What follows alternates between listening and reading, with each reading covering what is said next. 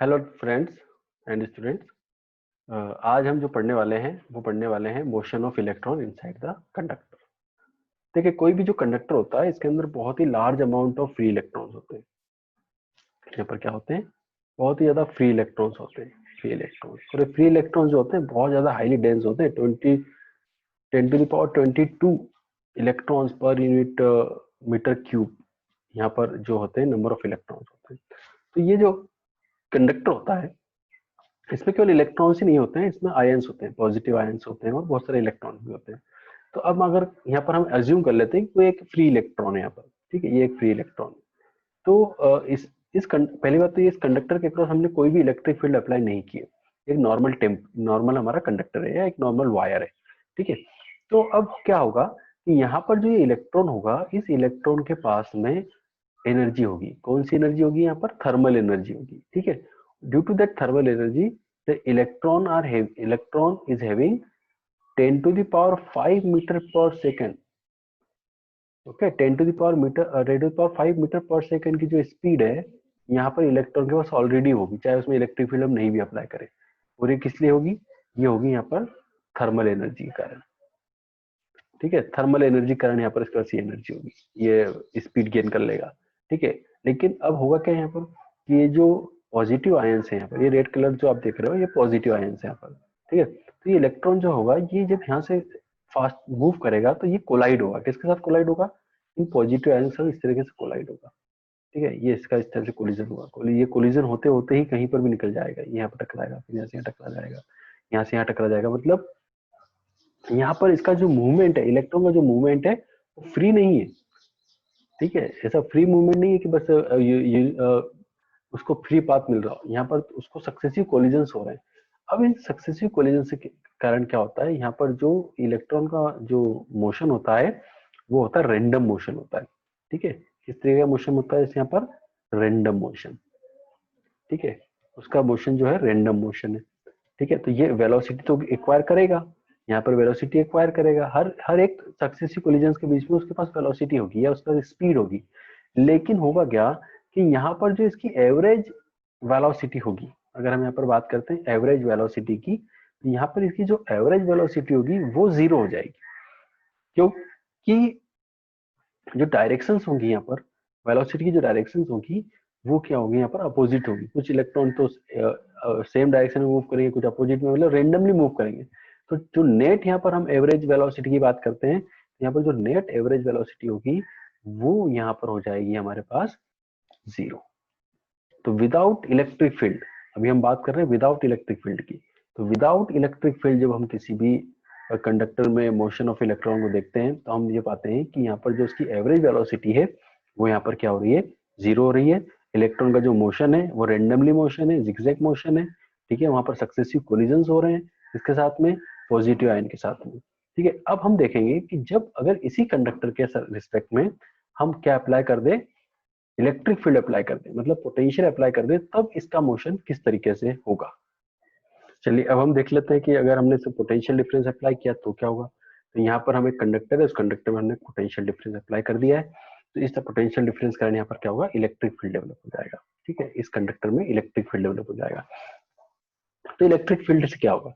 Electric field से हमें मालूम है कि जो कंडक्ट इलेक्ट्रॉन्स होते हैं वो इलेक्ट्रिक फील्ड में क्या एक्सपीरियंस करते हैं? वो एक्सपीरियंस करते हैं यहाँ पर फोर्स, ठीक है। वो एक्सपीरियंस करेंगे यहाँ पर फोर्स। तो फोर्स कितना होगा? माइनस ई हो जाएगा। जो फोर्स होगा वो कितना हो जाएगा? F equal to minus E हो जाएगा। तो due to that force the electrons are experience that electrons are accelerate. Okay, जो इलेक्ट्रॉन्स होंगे वो एक्सेलरेट करेंगे तो उनका जो एक्सेलरेशन का मैग्नीट्यूड होगा वो कितना हो जाएगा? ई बाय एम हो जाएगा। तो ये बात आपको समझ में आ गई होगी। Due to that electric field जो इलेक्ट्रॉन्स होंगे यहाँ पर क्या करेंगे? एक्सेलरेट करेंगे। तो जैसे हमने कहा था अभी कि यहाँ पर जो इलेक्ट्रॉन्स हैं वो तो सक्सेसिव कोलिजन कर रहे हैं, ये सक्सेसिव कोलिजन हो रहा है, टकरा टकरा के निकल रहे हैं, ठीक है, यहाँ पर पहुंच रहे हैं। तो आफ्टर एवरी कोलिजन उसकी जो वेलोसिटी होगी वो डिक्रीज हो जाएगी। तो ये जो एक्सेलरेशन होगा, ये जो नेट फोर्स होगा, ये उसकी वेलोसिटी को बढ़ा देगा, ठीक है। तो अब यहाँ पर हम देखेंगे कि हर एक जो सक्सेसिव कोलिजन हो रहे हैं between the two successive collision, जो टाइम इंटरवल होगा, the time interval between the two successive collision is called the relaxation time। यहाँ पर एक नई डेफिनेशन हम ला रहे हैं, रिलैक्सेशन टाइम, जिसको कि हम टाउ से रिप्रेजेंट करते हैं। What is the relaxation time?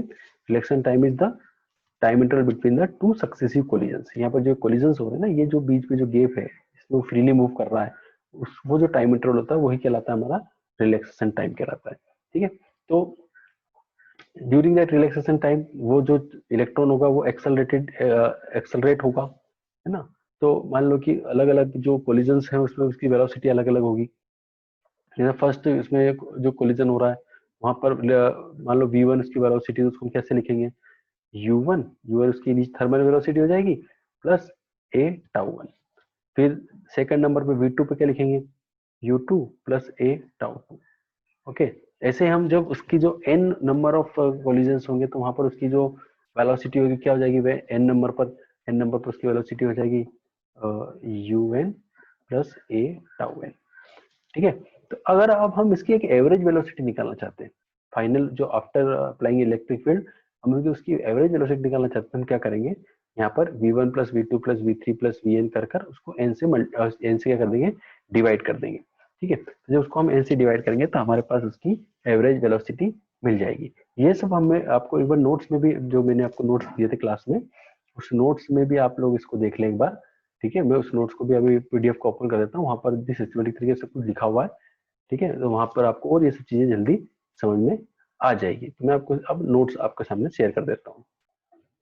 देखिए, तो ये हम क्या समझ रहे थे? Mechanism of current flow in a conductor. तो यहाँ पर हम देख रहे थे कि ड्रिफ्ट वेलोसिटी, रिलैक्सेशन टाइम के बारे में पढ़ेंगे। तो metal have a large number of free electrons in the absence of any electric field. This electrons are in a state of continuous random motion due to the thermal energy with velocity of 10 to the power 5 meter per second. Velocities are distributed randomly in all directions, so there is no net flow of charge in any direction. So u equal to कितना था यहाँ पर? 0 हो गया। Now, in presence of electric field, electron experience a force, and due to that force it accelerating. तो acceleration कितना हो जाएगा? A equal to E by m. As electrons accelerate, they frequently collide with the positive metal ion or other electron of the metal. Okay, तो जैसे ये इसका बात होगा, between two successive collisions an electron gain a velocity component। तो अभी मैंने बताया आपको कि successive collision के बीच में अपने वो क्या करेगा? वेलोसिटी को गेन करेगा। तो वेलोसिटी कितनी हो जाएगी यहाँ पर? v1 equal to u1 plus a tau 1, v2 equal to u2 plus a tau 2। इस तरीके से अब इसकी हम एवरेज वेलोसिटी निकाल लेंगे। तो ये हमने v1 प्लस v2 को n कर को डिवाइड बाय n कर दिया है। तो यहाँ पर जो u1 प्लस u2 प्लस डेट डेट un है और अपॉन में n होगा, तो ये कितना होगा? 0 होगा यहाँ पर। ये तो अभी हमने देखा था यहाँ पर, ये कितना हो जाएगा? यहाँ पर 0 हो जाएगा। ठीक है, तो ये जो टर्म होगी यहाँ पर, ये टर्म हमारी हो जाएगी यहाँ पर 0। देखिए, ये जो u1 plus u2 plus un upon में n है ना, इसको अलग अलग कर लेते हैं हम। तो ये हो जाएगा a tau 1 plus tau 2 plus tau 3 divide by n। तो ये जो टर्म होगी ये किसके बराबर हो जाएगी? 0 के बराबर हो जाएगी, क्योंकि एवरेज इनिशियल वेलोसिटी कितनी हमारी? 0 है यहाँ पर। ठीक है, और ये हो जाएगा a, और हम इस टर्म को लिख देंगे यहाँ पर टाउ से रिप्रेजेंट कर देते हैं एवरेज रिलैक्सेशन टाइम से। तो ये हो जाएगा ये। तो ये जो एवरेज वेलोसिटी हम निकाल रहे हैं, that is called the drift velocity, vd, that is called the drift velocity. Okay, इसको हम क्या बोलते हैं? ड्रिफ्ट वेलोसिटी बोलते हैं। ये देखिए, तो ये 0 प्लस a टाउ 1 टाउ 2 सारी टाइम, तो जो tau 1 plus tau 2 plus tau 3 plus tau n upon में n है, that is called the relaxation, average relaxation time. तो is average time between the two successive collisions, the average time that elapsed between two successive collisions of an electron is called the relaxation time। दो collision के बीच का जो time होता है वो relaxation time कहलाता है, और एवरेज पूरे हम जितने भी उसके सक्सेसिव कोलिजन हो रहे हैं, n नंबर ऑफ यहाँ पर कोलिजन हो रहे हैं, तो उनका एवरेज टाइम निकाल रहे हैं। Okay, that is called the relaxation time. Okay, और that during that relaxation time the velocity gain by electron कितनी हो जाएगी यहाँ पर? vd equal to a tau. तो a की जगह पर हमने क्या पुट कर दिया? यहाँ पर a की जगह पर हम पुट कर सकते हैं, यहाँ पर a की जगह पर हमने ये पुट कर दिया यहाँ पर e बाय m, और ये टाइम हो गया। तो ये हमारे पास फार्मूला हो जाएगा किसका? ड्रिफ्ट वेलोसिटी का फार्मूला हो जाएगा। इसका फार्मूला हो जाएगा ये ड्रिफ्ट वेलोसिटी का फार्मूला हो जाएगा। मतलब ड्रिफ्ट वेलोसिटी का formula vd equal to E tau by m।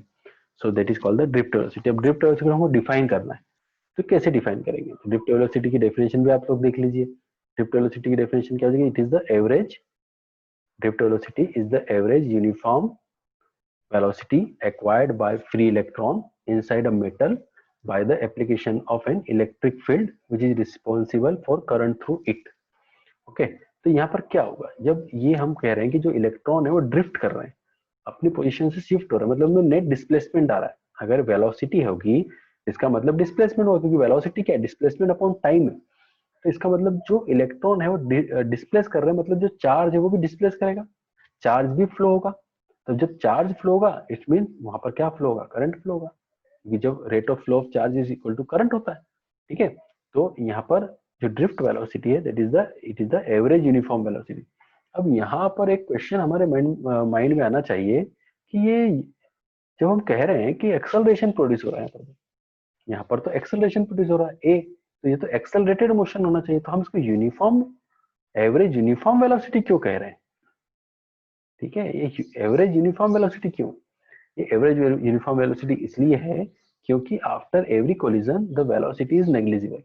यहाँ पर वेलोसिटी क्या होती है? नेग्लिजिबल हो जाती है, फिर एक्सेलरेट होता है, फिर वो उसको नेग्लिजिबल कर देता है। तो यहाँ पर जो एक्सेलरेशन होगा उसकी इसका जो इफेक्ट होगा, यहाँ पर एक्सेलरेशन जो होगा एवरेज जब हम निकालेंगे, तो एवरेज निकालेंगे तो उसका एक्सेलरेशन क्या हो जाएगा? नेग्लिजिबल हो जाएगा यहाँ पर। ठीक है, और जो इलेक्ट्रॉन्स होंगे वो एक यूनिफॉर्म वेलोसिटी से ड्रिफ्ट करेंगे, और ये जो यूनिफॉर्म वेलोसिटी होगी उसकी वैल्यू भी बहुत कम होगी। इसकी वैल्यू कितनी होगी यहाँ पर? 10⁻⁻⁴ metre per second, 10⁻⁻⁴ metre per second. अब देखो, आप कंपेयर करो कि जो थर्मल वेलोसिटी थी, थर्मल वेलोसिटी कितनी थी? 10⁵ मीटर पर सेकेंड थी बेटा, 10⁵ मीटर पर सेकेंड थी, और drift velocity 10⁻⁻⁴ metre per second है। दोनों में जमीन आसमान का अंतर है, मतलब जो फ्लो ऑफ चार्ज है वो बहुत ही कम है। ये एक्चुअल में 10⁻⁻ मीटर पर सेकंड क्या है? रेट ऑफ जो यहाँ पर जो इलेक्ट्रॉन का फ्लो हो रहा है, ठीक है, इलेक्ट्रॉन जो ड्रिफ्ट कर रहा है, शिफ्ट कर रहा है अपनी पोजीशन से, वो है। और ये जो 10⁵ मीटर पर सेकंड क्या है? उसकी जो कोलिजन हो रहा है, जो ड्रिफ्ट मतलब जिस स्पीड से वो मूव कर रहा है, मतलब रेंडमली मोशन कर रहा है, वो वेलोसिटी या स्पीड है 10⁵ मीटर पर सेकंड। ओके, तो यहाँ पर दोनों ही वेलोसिटीज क्या है? अलग अलग है। तो अब हमने देखा कि जब किसी भी कंडक्टर के रिस्पेक्ट में हम वोल्टेज अप्लाई करते हैं, तो जो उसका इलेक्ट्रॉन होता है, जो उसके इलेक्ट्रॉन के साथ उसका चार्ज भी है, तो जो चार्ज होता है वो क्या करता है? ड्रिफ्ट करता है, और due to that drifting of that charge current is flowing across the conductor. तो अब हम ये देखेंगे कि क्यों यहाँ पर जो करंट फ्लो होगा, यहाँ पर करंट फ्लो होगा और जो यहाँ पर ड्रिफ्ट वेलोसिटी है, इनके बीच में क्या रिलेशन होगा। तो हम अब नेक्स्ट जो कंसेप्ट देखने वाले हैं वो देखने वाले relation between the drift velocity and current.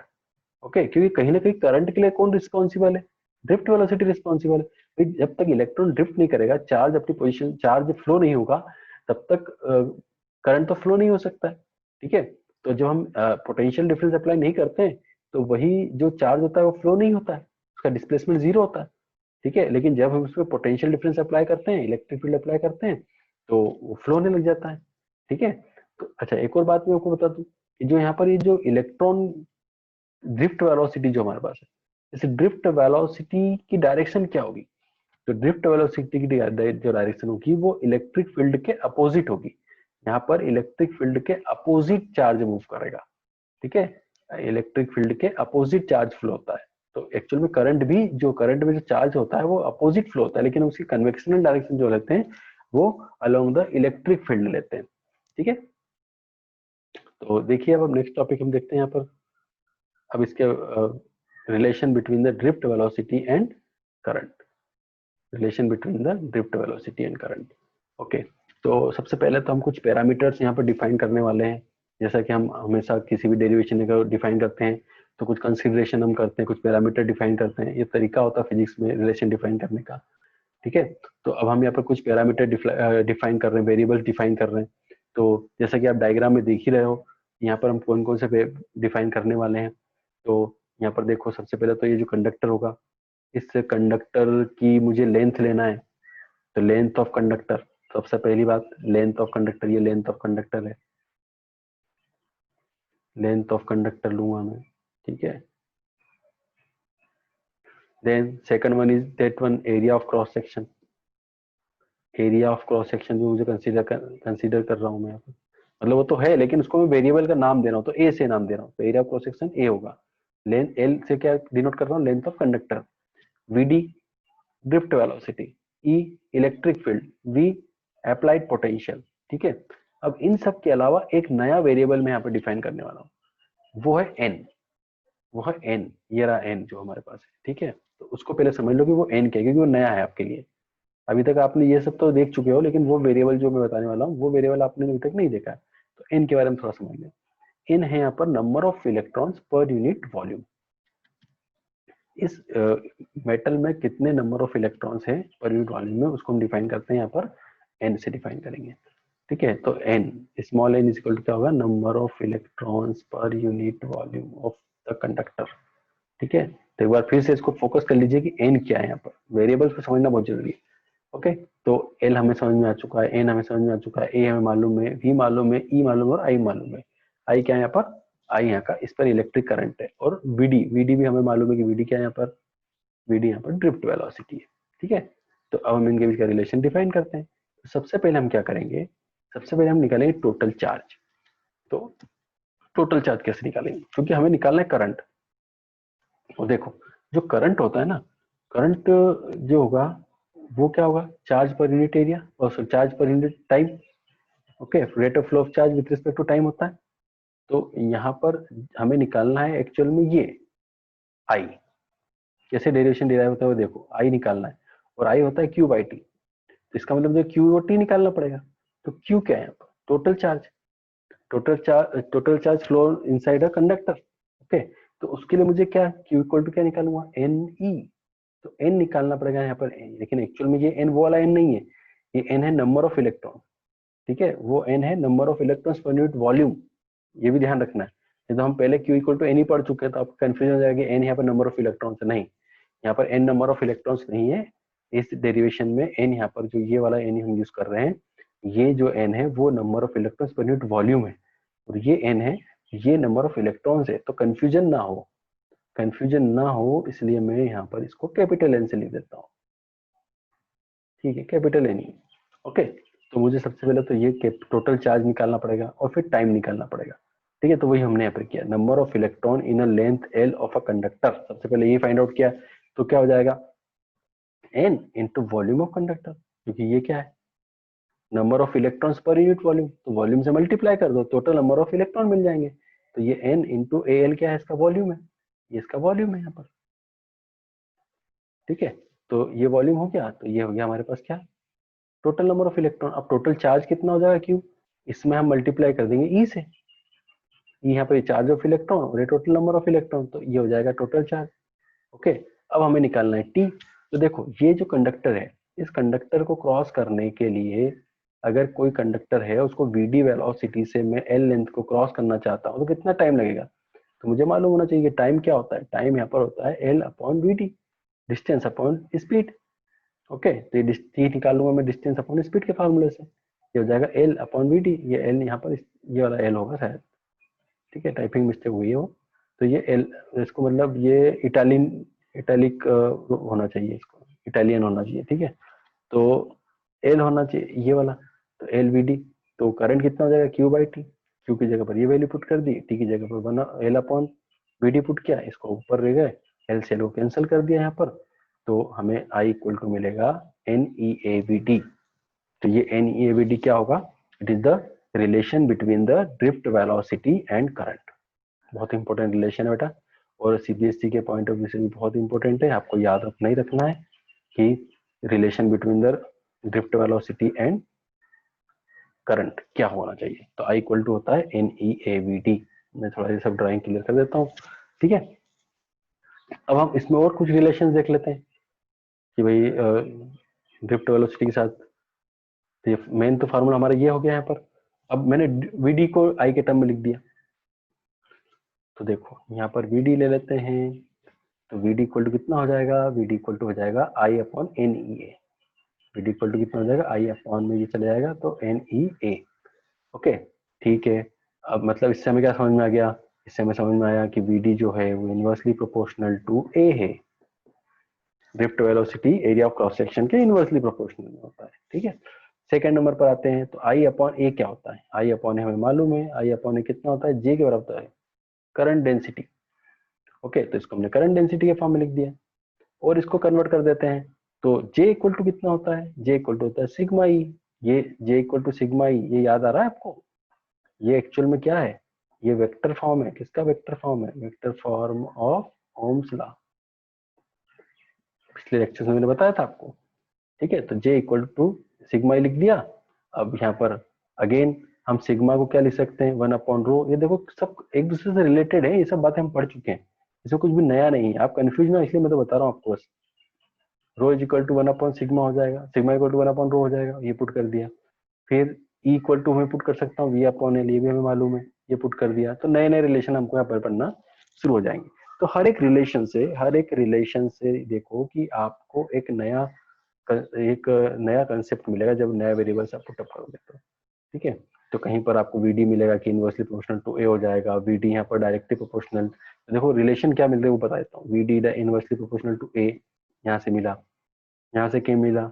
VD directly proportional to ई, ठीक है। इस रिलेशन से क्या मिला कि VD भी इनवर्सली प्रोपोर्शनल टू ए हो सकता है अगर V कांस्टेंट हो जाए तो।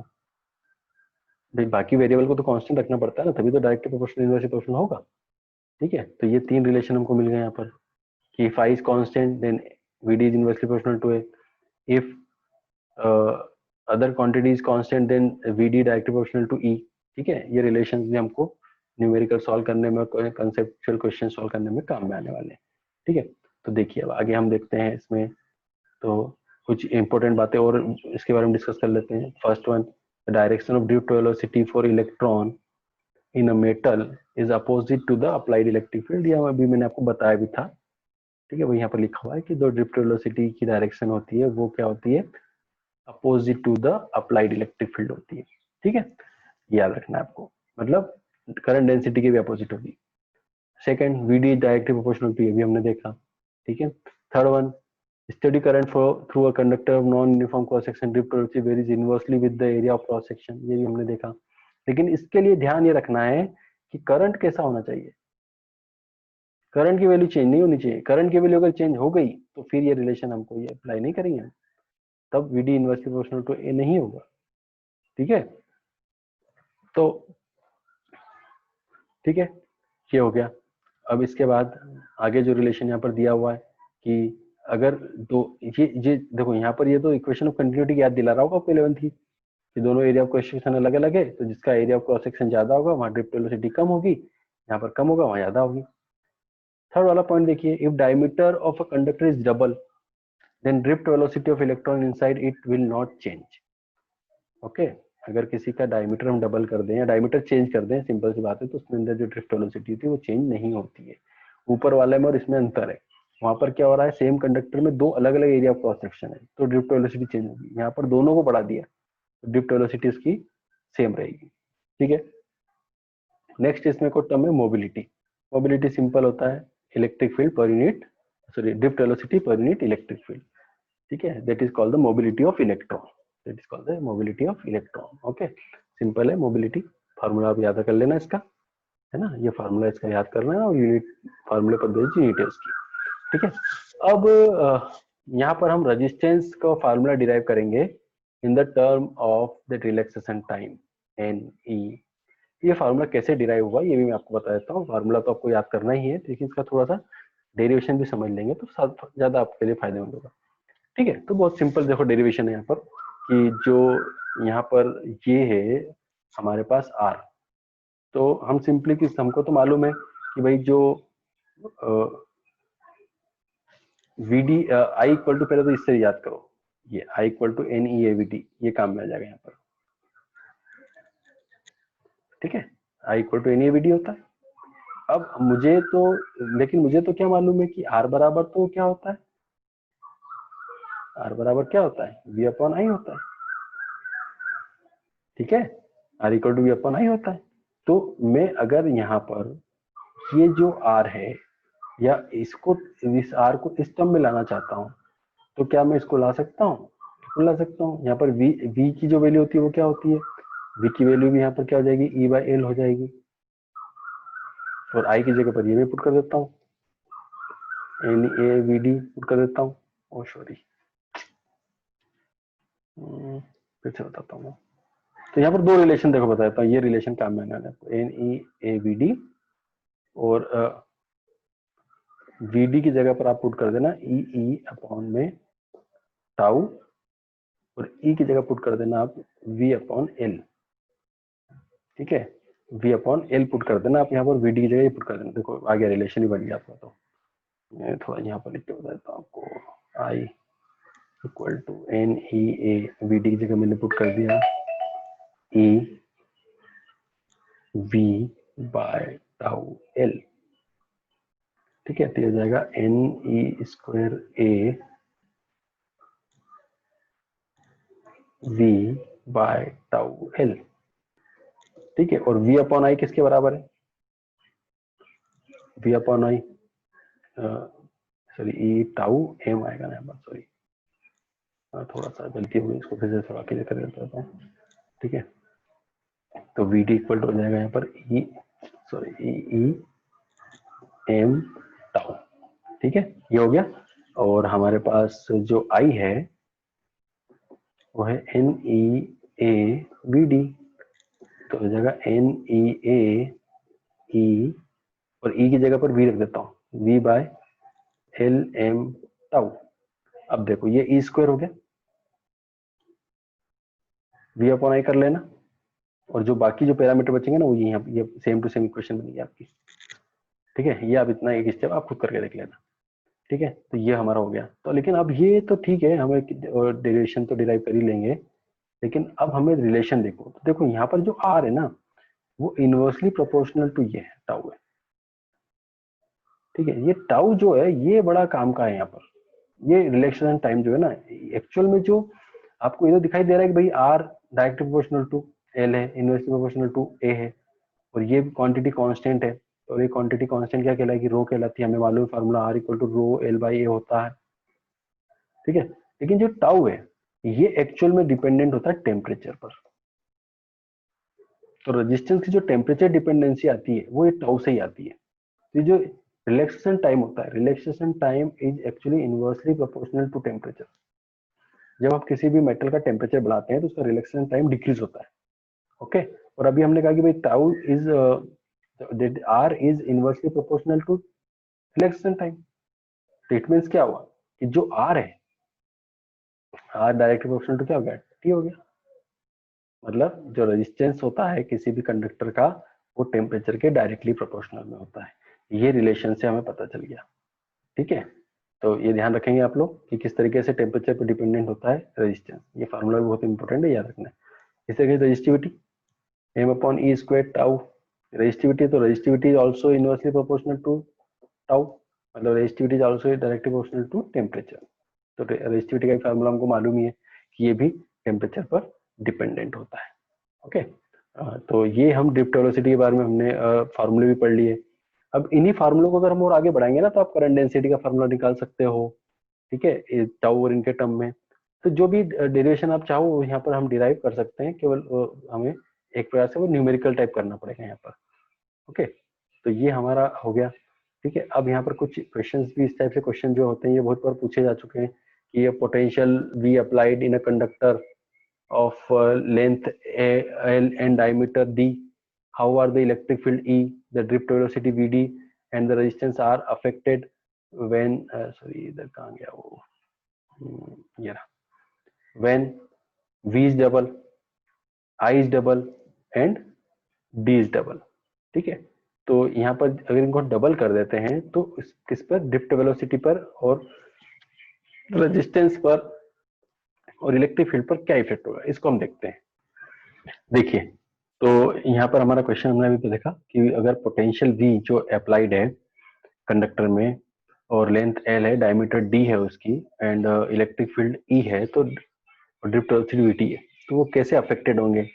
ठीक है, अगर क्या होगा यहाँ पर V डबल हो जाएगा। देखो V अगर डबल होता है, V को अगर हम डबल कर देते हैं, V को हम 2V कर देते हैं, तो उसका सबसे पहले हम इफेक्ट देखते हैं कि इलेक्ट्रिक फील्ड पर क्या इफेक्ट होगा। तो V इक्वल टू, तो हमें मालूम ही है कि E इंटू एल होता है। ठीक है, तो इसका मतलब V डायरेक्टली प्रोपोर्शनल टू क्या है, E है।